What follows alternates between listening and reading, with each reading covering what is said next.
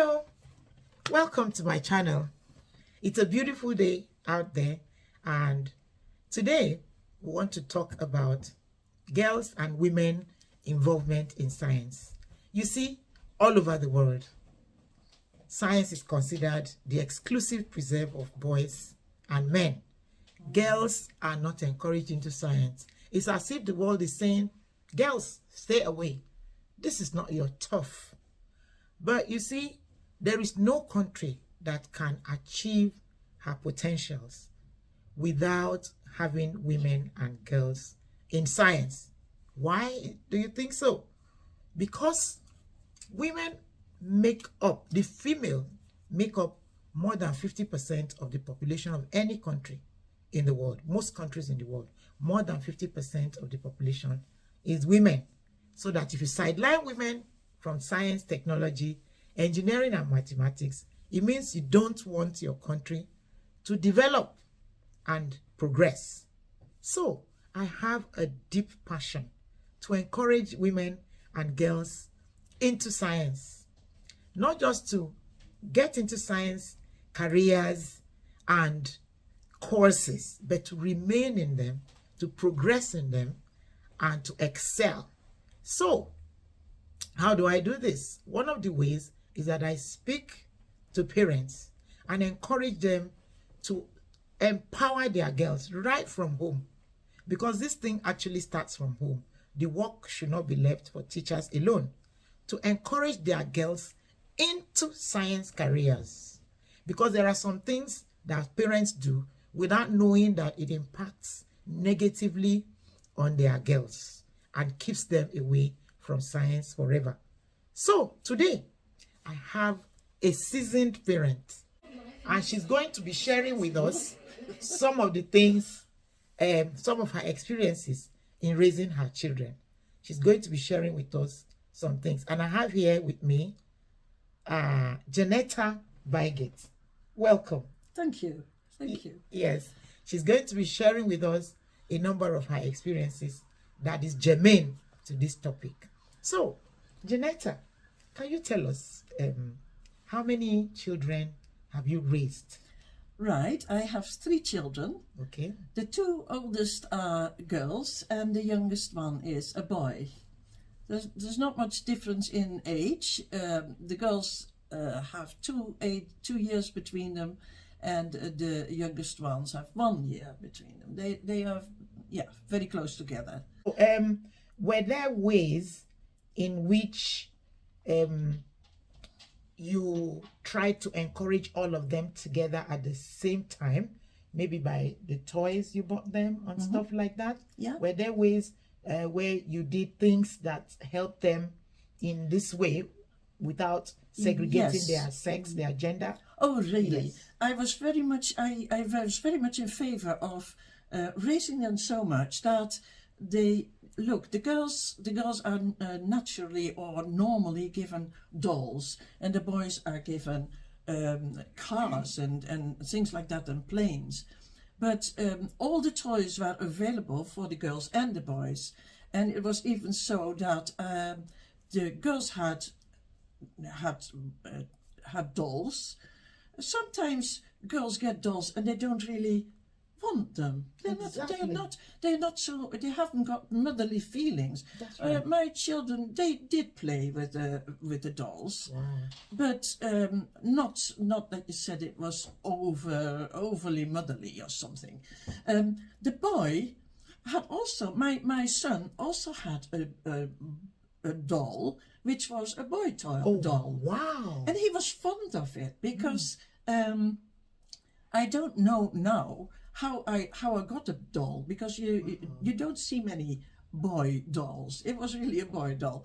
But he was fond of it. That was his doll. Wow. And he played with it as he played with the cars and with the dinky toys and things like that. And so did his sisters.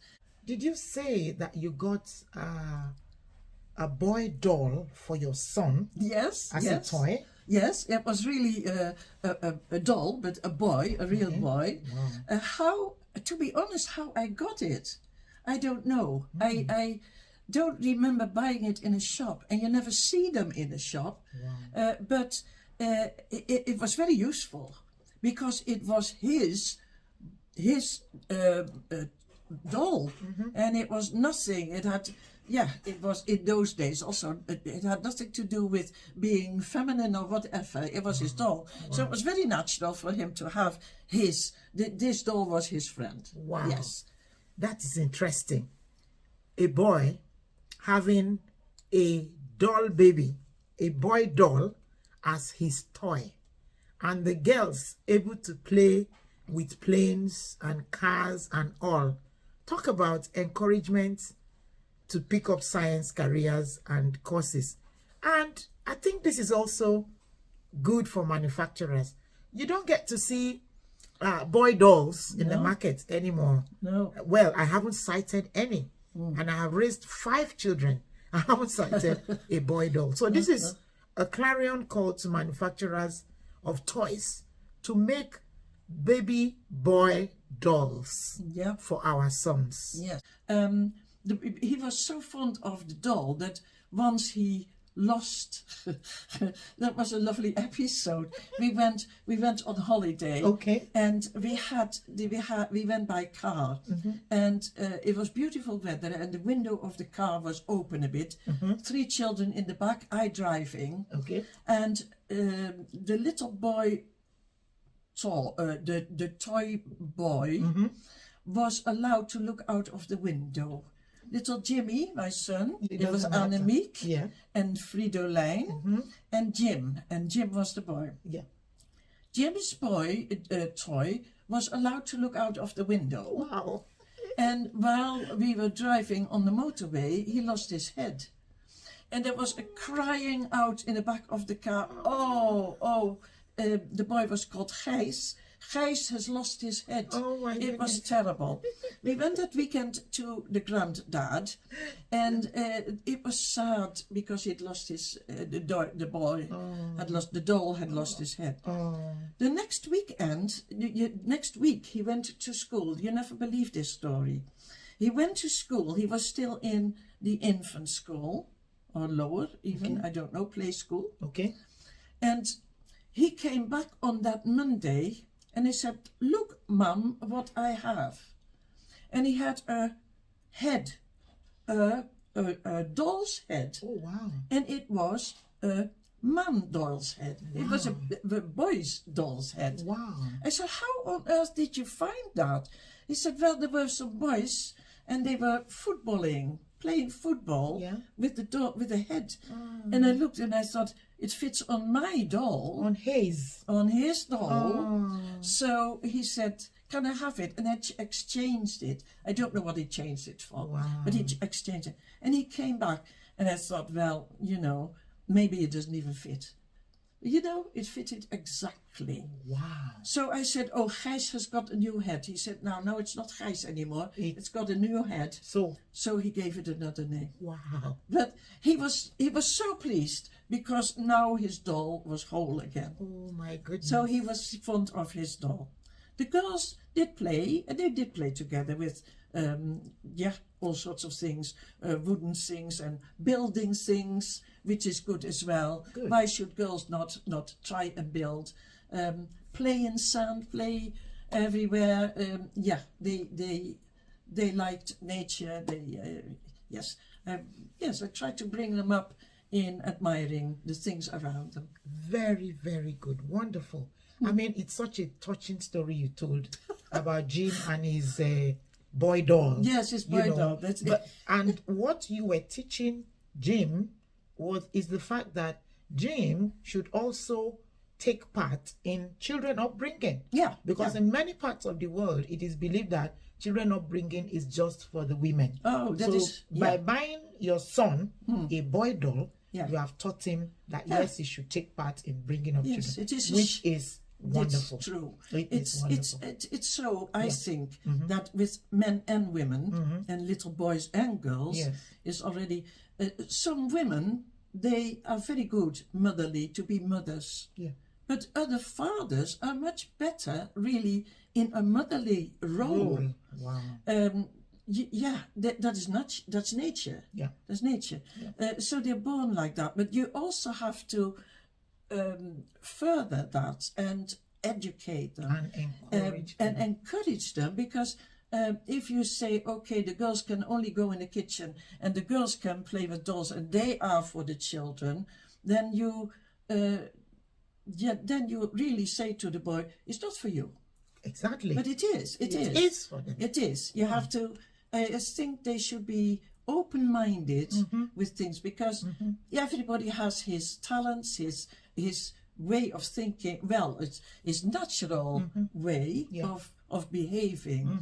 I mean, my son, and I don't think it's only maybe because of the doll, but he's fond of children. He's very good in playing with little children. There you are. And he likes to have beautiful. them. So, yeah. So I don't know whether it's because of the boy, the little boy doll, but he likes it, and he does his part. Wow. He helps out. That's wonderful. You also said when you were speaking just now that they like nature. You allowed them to play. Yeah. And they were you taking them to parks, boys and girls? And did you allow them to play in the sand? Oh, yeah. Tumble in the grass? Oh, yes. Did you? Tell us. Yes, of course. Experience? Yes, of course. I took them to, I showed them, when they were in their pushchair, when they were that small, I pushed them up to a tree to show them what the bark of a tree was like. Wow.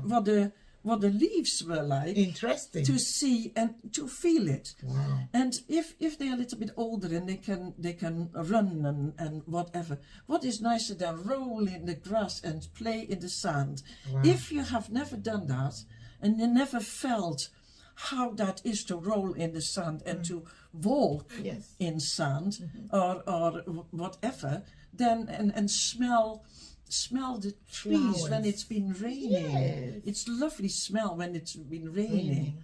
So it is a special smell. I think it's even got a special word. It has, I guess. So that I found that very important. I grew up myself in an area where there were a lot of trees, and there were also sand hills. Wow. And that was very close to... Where was that? In the north of Holland. Holland, okay. In the north of Holland. Yeah. That's where I grew up. And we, as children, when we wanted a day out, so-called day, we got from my mother a little bottle with drink and maybe a biscuit or so in a little bag. And then we went to the sand dunes and started playing and making a house or whatever. And could be there for hours. Lovely. I am always pleased that I learned to feel what the grass is like underneath your feet. Lovely. And the sand in your, because it's a special feeling. Yeah. And if children have never had that feeling, then they don't know. And consequently, children become then a little bit dirty. You have to accept that as parents. Exactly. Yeah, that's what the washing machine is good for. Wonder. The water. Exactly. Wow, this is wonderful. You were preparing your children for life as scientists by allowing them to do all of these things. Now, also, may I ask, what about housework? Were there particular housework, domestic work that you thought was for boys alone, and then some you thought was for girls alone? No. Wow. No, Can you share your experience? Well, the children, when they were still young, they were at a certain moment old enough to do the washing up. Wow. So, and of course, when you eat, you have washing up. That's right. You had to wash the cups and the bowl and the plates. Then you had to put them somewhere for somebody to dry, because we in this country you have to dry them. Yeah. And then they go in the cupboard. So that was nice. I had 3 children. One did the washing up, the second one did the drying, and the third one put it in the cupboard. And we reversed the roles per week. Wow. So 1 week there was a rota. Annemiek does the washing up, Fridolijn does the drying, and Jim puts it away in the cupboard. And the next week you had others doing it. Wow. So that was that. when they became a bit older, in the teens, or the early teens, they were more capable of cooking something on. Good. They were safer with fires, and so Okay. they had a little bit more sense. Good. Well, anyway, they had learned that you had to be careful with flames and with all sorts of things, because that, of course, you have taught them. And then So what the cooking, was it boys and your boys and your boy and the girls, were they both all allowed to go into the kitchen? they were all, oh yes, Oh, wow. okay, because if you don't allow them in the kitchen, they don't learn what it is like and what you have to do with cooking. Exactly. And peeling potatoes or cleaning vegetables and so on. Yeah. So when they were young teenagers, we had a rule that they would, on every Wednesday, one of the children would cook. Wow. They could decide themselves what they wanted to do. Wow. So maybe one was a bit more adventurous than the other, and it was. And they could cook whatever they wanted. Didn't matter if it went wrong. Oh, I mean. That doesn't. It could, of course. In Yes, the beginning, definitely. it can go wrong. Definitely. Doesn't matter. They knew that. So they could decide themselves what they wanted to do. So 1 week, Annemiek cooked the meal on the Wednesday. Okay. The next week, Fridolijn did the cooking on the Wednesday, and the week after, Jim. Wow.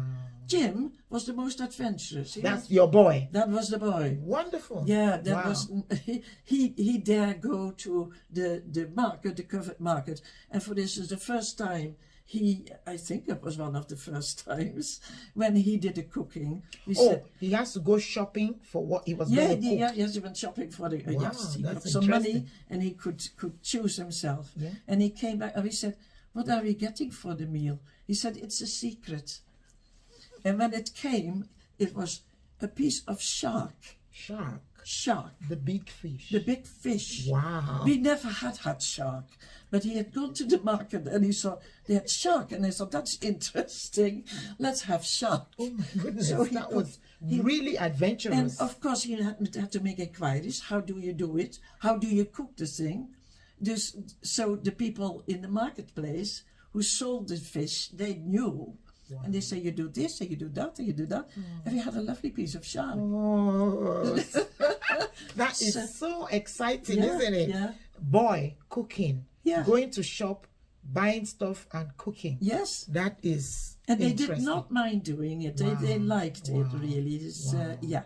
That's wonderful.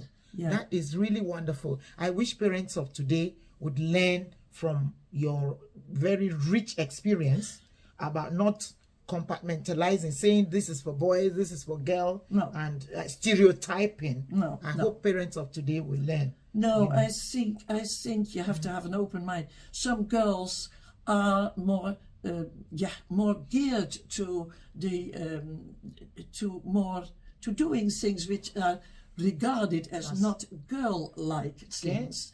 And if they have the opportunity and the brains and they can should do be it. allowed to They do it. should be allowed to do that because it makes them happy. Wonderful. Children, well, adults as well. Yes. We, you, me, everybody. When you have a job which you like, then you're happy. You're happy. If you have to do a job which you don't really like, Yeah. and you're naturally inclined to do other things, then you might not be so happy. You won't be happy, and you won't get you won't put in your best, and you might not get results. You might not be successful at it. No, Wow. true. Wow. So This is it's wonderful. important for your well-being as well. Exactly. Yeah. Thank you. Do you have any advice for parents of today? You know, about children upbringing from your rich experience?